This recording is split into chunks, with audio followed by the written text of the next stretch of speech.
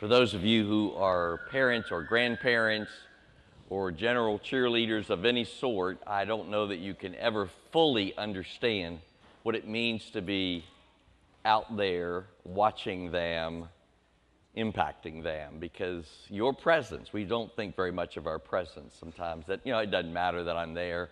It does. And now that they're all out, if I could tell you some of their stories. Fortunately, as pastor, I get to know some of their stories. Now, some of them are, from this Fields clan, and, I could talk to you for days about that. They seem all shy and everything, and then I happen to go to I do weddings, and I go to these wedding receptions, and these boys are the first ones on the dance floor, let me tell you. And they are not out there without a purpose.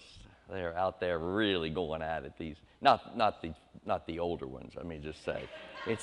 It's the younger ones, that's right. Now, the day the older ones get out there, I'm gonna be there now with a camera. But to see some of the other stories there too, it's something special. Dr. Robert Enright is what we call a developmental psychologist. He has his work and does his work in Wisconsin. But not only is he that, but he is in fact a Christian who was raised on the teachings of Jesus. And so he has taken this whole thing about forgiveness very, very seriously. And so he, in fact, wondered as he began his work if forgiveness could really prove, now not just in his own faith experience, but if forgiveness could be proven to be significant and vital to his patients, both patients in a hospital and patients at a therapy clinic. And so, as you might expect, he's written a book, and you're going to see the cover of that in just a moment, The Forgiving Life. But he's also developed some therapies to help not only elderly women to forgive people who have wronged them in their past. He's dealt with victims of abuse and incest to try to help them to understand. One of the things that he has done on a regular basis is to divide the women. Most of what he does is with women, is divide the women into two categories. He's done this test a few times. And one of them is made up of women undergoing what he calls forgiveness therapy, just forgiveness therapy. And then the other one is made up of receiving therapy for emotional wounds, but with no real focus on forgiveness. And what he found out was that the forgiveness therapy group showed significantly greater improvement in the emotional and psychological health. Now, that doesn't really surprise us, does it? We are people of faith who believe that forgiveness not only is a vital part of our experience as we relate it to God, but it's incredibly important as we carry out that forgiveness to others. You may remember her name. It was Scarlett Lewis. You'll see her picture there, and that is her first grade son, Jesse Lewis, who was killed in the Sandy Hook attack. Now, I will tell you that I cannot imagine her pain. I cannot imagine her pain, particularly after she wrote a book and she was attacked by people who said the whole thing was a hoax. She has, in fact, made a difference in her world with her work since then. But she knows, as you and I know, that forgiveness is an absolute necessity for those of us who want to have any sense of personal power as we make our way through certain things. So, the question before us today is this: do you know the freedom of forgiveness, and how is it that you have learned not only the forgiveness that you receive from God, but how you return that to other people? So forgiveness, let me give you a definition. Forgiveness is a redemptive act. It's where you're redeeming something. You're turning something in for something better. It is a redemptive act that is essential to our mental, emotional, and spiritual well-being. Now, let me just introduce you to the book of Matthew. It is an incredibly, it is one of the Gospels that, in fact, deals with the ramifications of forgiveness and forgiving and not forgiving people, with very close specificity. And now, you don't need necessarily to turn to all of this, but let me just hit the high points. I'm going to hit chapter 5, chapter 6, and then we're going to go to the verses that I'm going to read. If you want to go ahead and turn there, you can. And those are the Matthew 18 passage, and that'll start with 21. But let me look at chapter 5. If therefore you are presenting your offering at the altar, and remember that your brother has something against you, leave your offering before the altar and go your way. First, what does it say? Be reconciled to your brother, and then come and present your offering. One of the folks that came to me recently said, I just don't have the joy of my salvation. I don't have the joy of my experience with the Lord in worship anymore, so I'm just going to go to another church. And I thought for a second. I said, well, let's see what Matthew 5 says. They didn't like what Matthew 5 said. Matthew 6 said, in prayer, there is a connection between what God does and what you do. You can't get forgiveness from God, for instance, without also forgiving others. Now, did you just hear what he said? Did you just hear that? I mean, that is scary stuff. If you refuse to do your part, you cut yourself off from God's part. Now, I don't know about you, but Jesus says some radical things, but I don't know that there's ever been anything much more radical than that. And so now, the verses that we're going to look at, Matthew 18:21, Peter came to Jesus and said, Lord, how many times shall I forgive my brother or sister who sins against me? Up to 7 times? The rabbis at that time taught that if you would forgive your brother 3 times, that would be sincere. Jesus says, I tell you, not even 7 times, but 77 times. Therefore, the kingdom of heaven is like a king who wanted to settle accounts with his servants. And he began to settle account. A man who owed him 10,000 bags of gold was brought to him. And since he was not able to pay, the master ordered that he and his wife and his children and all that he had be sold to repay the debt. At this, the servant fell on his knees before him. Be patient with me, he begged, and I will pay back everything. The servant's master took pity on him, canceled the debt, and let him go. But when that servant went out, he found one of his fellow servants who owed him 100 silver coins. He grabbed him and began to choke him. Pay back what you owe me, he demanded. His fellow servant fell to his knees and begged him, be patient with me. I will pay it back. But he refused. Instead, he went off, had the man thrown into prison until he could pay the debt. And when the other servants saw what had happened, they were outraged and went and told their master everything that had happened. And the master called the servant in. You wicked servant, I canceled all the debt of yours because you begged me to.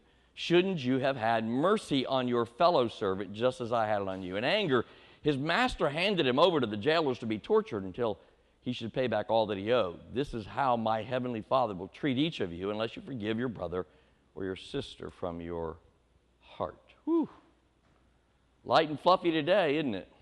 That's serious stuff. It's serious stuff because many people fail to forgive other people. So, why don't people forgive? We're going to give some real basic things, and then we're going to talk about this story that I read from a distance many years ago, but only recently dug back into, and it's just profound. Why don't people forgive? Well, first of all, the pain's too deep.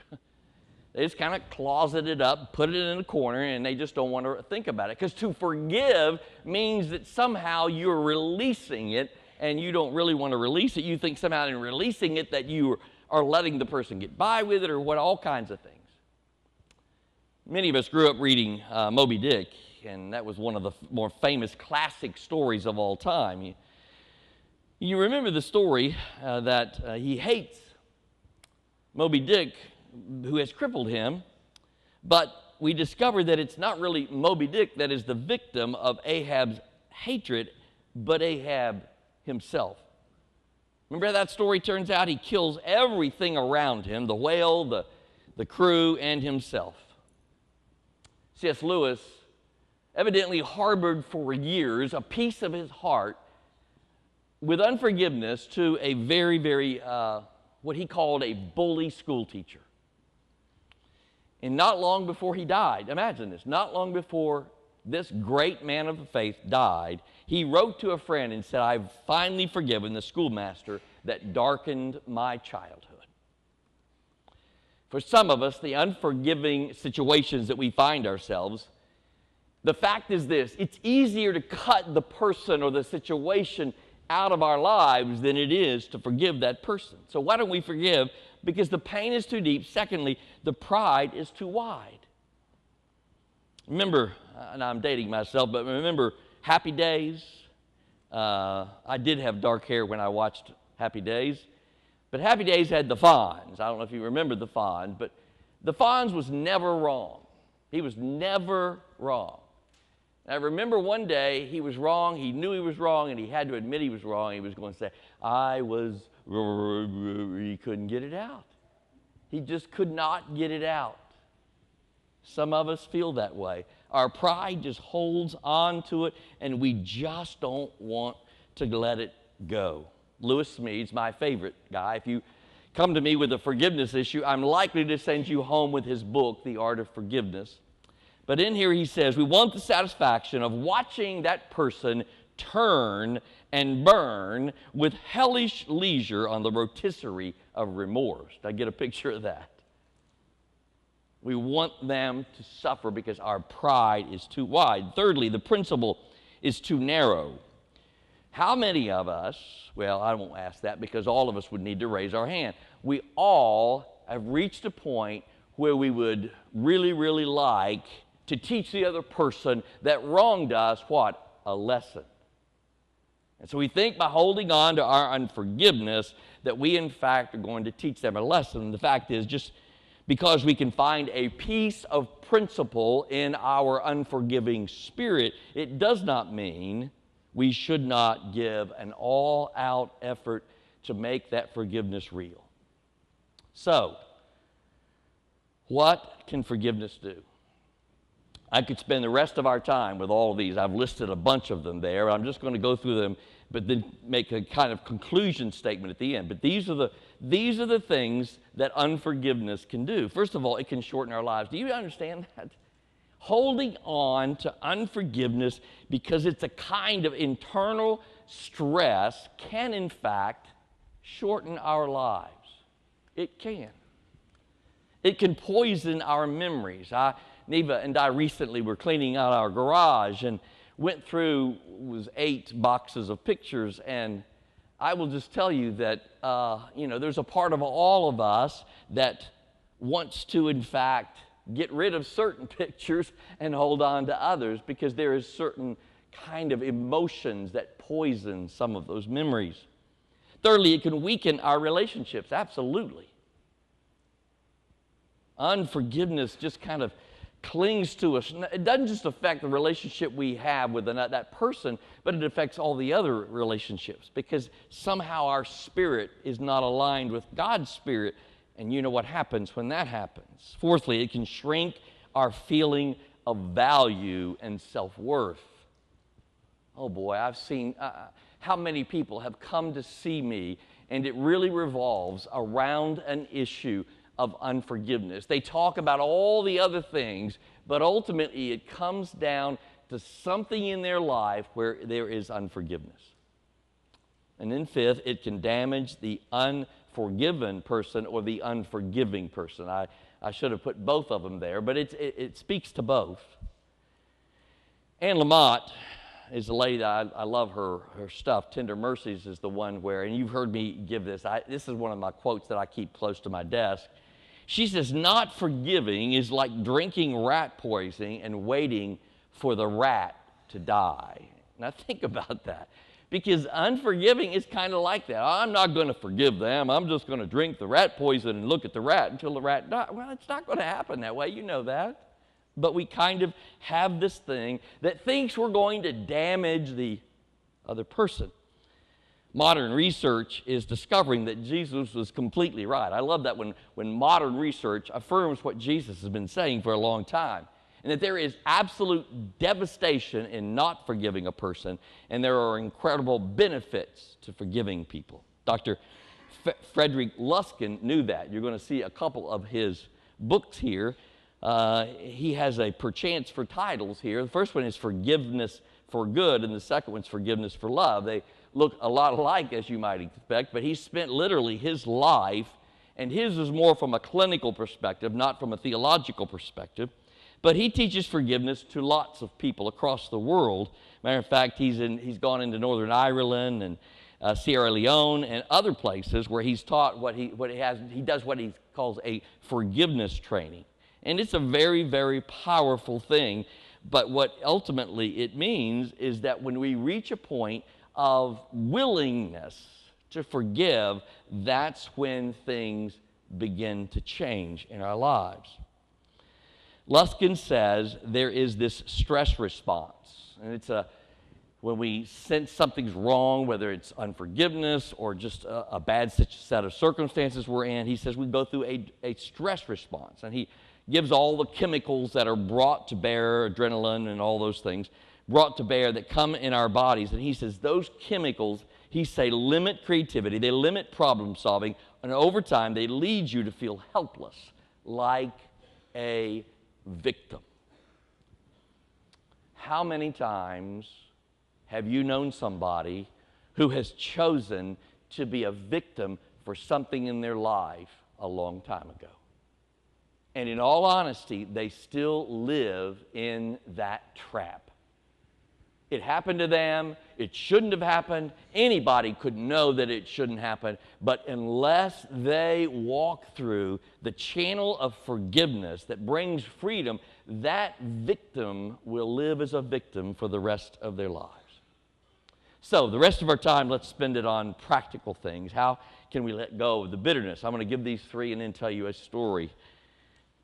We must recognize that forgiveness is a gift of God. Of all the things I would love to tell you I am greatly disciplined and powerful to do, it is that I can forgive people on my own. And I will tell you that that was never possible for 18 years of my life. I carried every possible grudge. I loved getting even. And then the Lord changed my heart about that. And it literally is gift. It's not anything I can produce in me. Secondly, we must recognize that forgiveness is an incredible, powerful witness for the activity of the grace of God in our lives. Gandhi was not a Christian, but he was a good Hindu, as best I can remember. And one day, a Hindu father's child was killed by, of all people, a Muslim. And he comes to Gandhi, who was considered to be a great man with great wisdom. He comes to Gandhi with his grief, and he comes with a sense of retribution. I want to get this thing taken care of. He killed a Muslim child, and he comes asking how to overcome the guilt and the regret that he has. Gandhi says he must go and adopt a son and raise him. The Hindu man must raise a son, but notice this. The Hindu man must raise a son to be a Muslim. He returns later and he says to Gandhi, he must take the hostility from his heart and replace it with love. That is not something that you and I can naturally do. Only God can do that as an act of grace. Thirdly, you and I, we must recognize that forgiveness is a positive activity necessary to the healing and the wholeness of our hearts. Now, you know my story. I have moments of forgiveness in my own life where I literally had a moment with God that said, I'm going to get even for this guy who killed my brother. I'm going to get even. You know, there are a multiplicity of things that I've wanted to get even for. And there was that moment in my life where I had said, who do I belong to? If I belong to the Lord, that's not a part of who I can be in any frame of reference. And so I have struggled this last week with getting to know a story. I've done some research and some background into this story, and I encourage you. It is so true and so rich and so full that you need to go and read it. Now, there is a Hollywood part of this story. It's more fictionalized. I don't want to give you the real story is better than the Hollywood version. Just let me tell you. Let me tell you this story. This guy was one of the villains, to be honest with you, that you love to hate. It was the city of Rome, and at that particular time in history, it was under Nazi rule. You might guess it was the Second World War, and our villain in this story is Colonel Herman Kappler. Now, some of you may just have heard of that name as it relates to World War II and awful, bad people.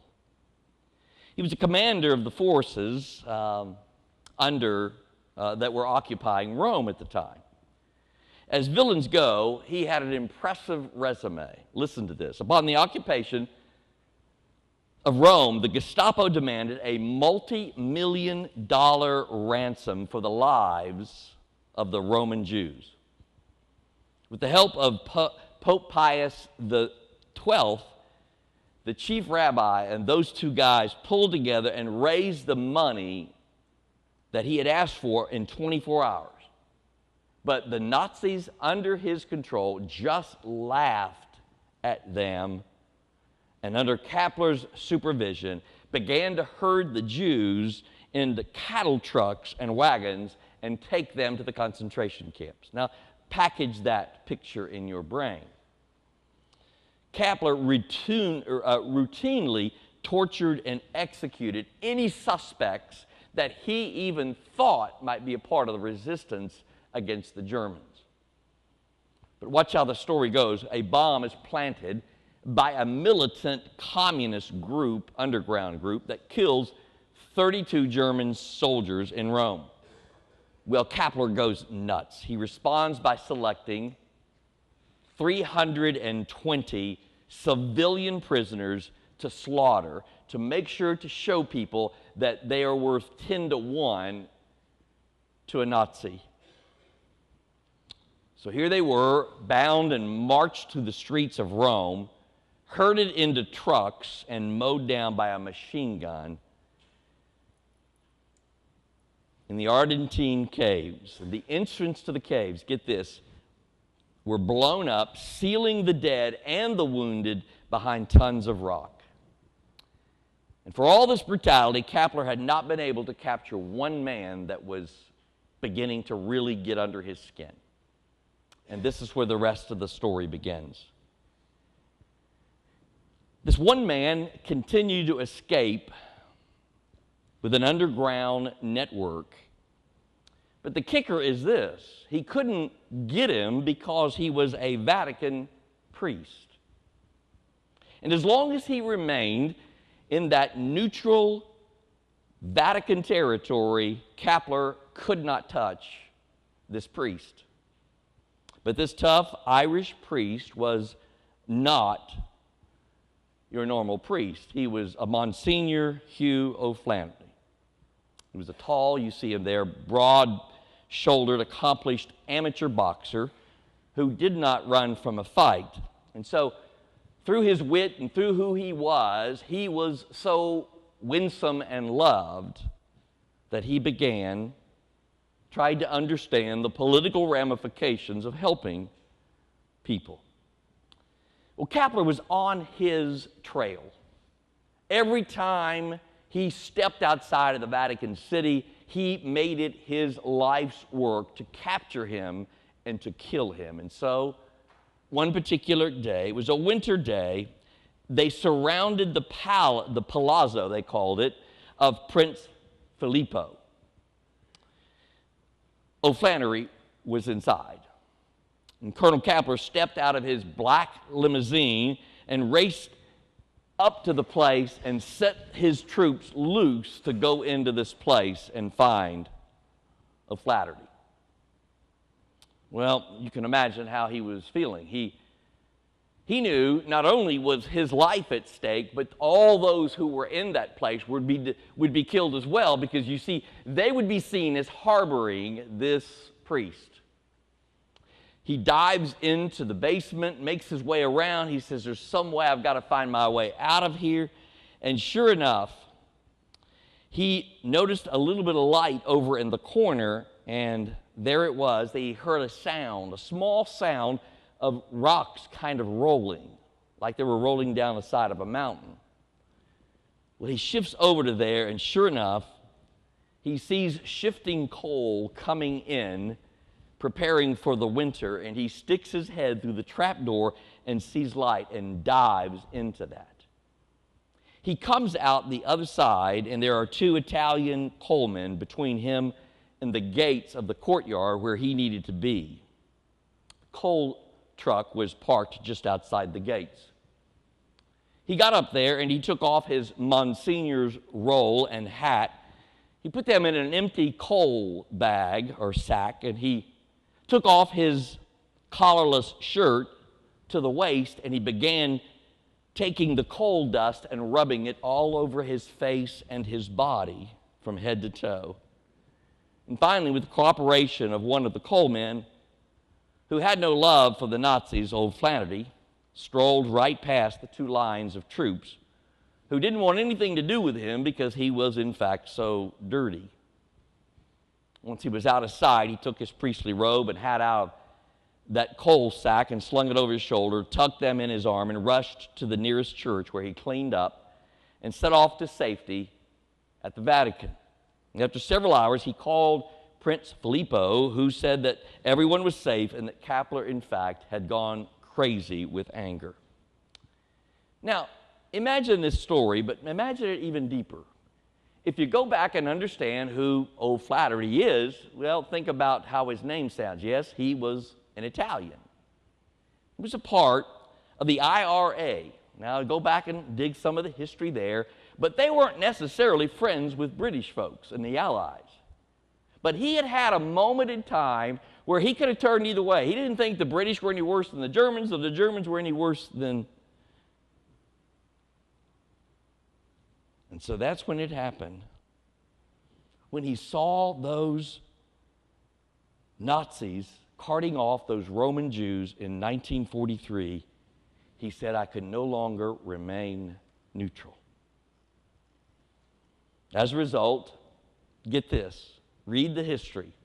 As a result, this Vatican priest, this Irishman, who detested the British, saved more Allied lives than any single person in World War II, more British than any other nationality, and his efforts earned him the nickname the Scarlet Pimpernel of the Vatican.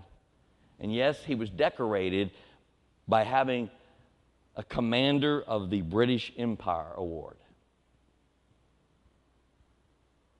That's not the rest of the story, though, is it? Kapler and O'Flaherty played a life and death cat and mouse game for the rest of their lives, it would seem, until finally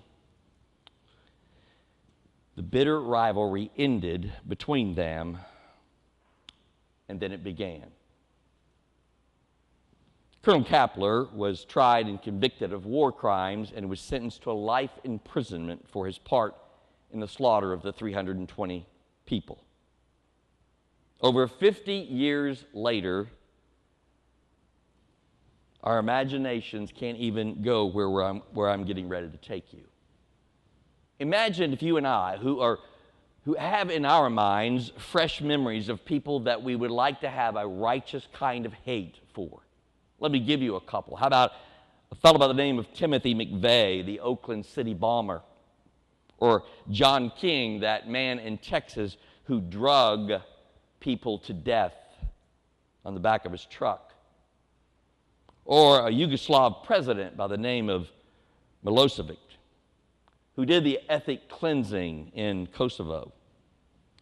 Or, let's get personal, there could be anybody in your life, like the vicious gossiper at work, or that pedophile who lives not far from the elementary school, or that no-good son-in-law who treats your daughter so bad, or that jerk that cuts you off in traffic. It's a kind of righteous hatred that builds up in us if we're not careful. The only person that visited Kapler in prison, yes, you guessed it, was the Vatican priest. Scarlet Pimpernel of the Vatican, Monsignor Hugh O'Flaherty. Remember what Peter said? Lord, when my brother wrongs me, how often must I forgive him? 7 times? No, not 7 times. I say 70 times 7. Let's be honest. Let's be very, very honest today. Forgiveness is not saying that the offense never happened, because it did. Forgiveness is not saying that everything's just going to be okay, because it isn't. Forgiveness is not saying we no longer feel the pain of the offense, because we almost always will.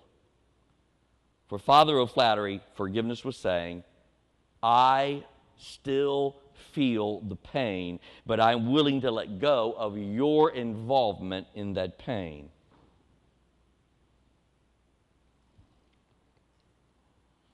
Father O'Flaherty continued to visit Kapler at least once a month, and on March of 1959, he poured waters of baptism over that man. Now, I don't know about you, but it doesn't get any better than that. And when I think I've done a little bit of a good job of forgiving a murderer or somebody else, whoo-wee. Forgiveness is real, and it's lasting, and it's deep, and it's profound. Receive the forgiveness of Christ, and you know the forgiveness for all.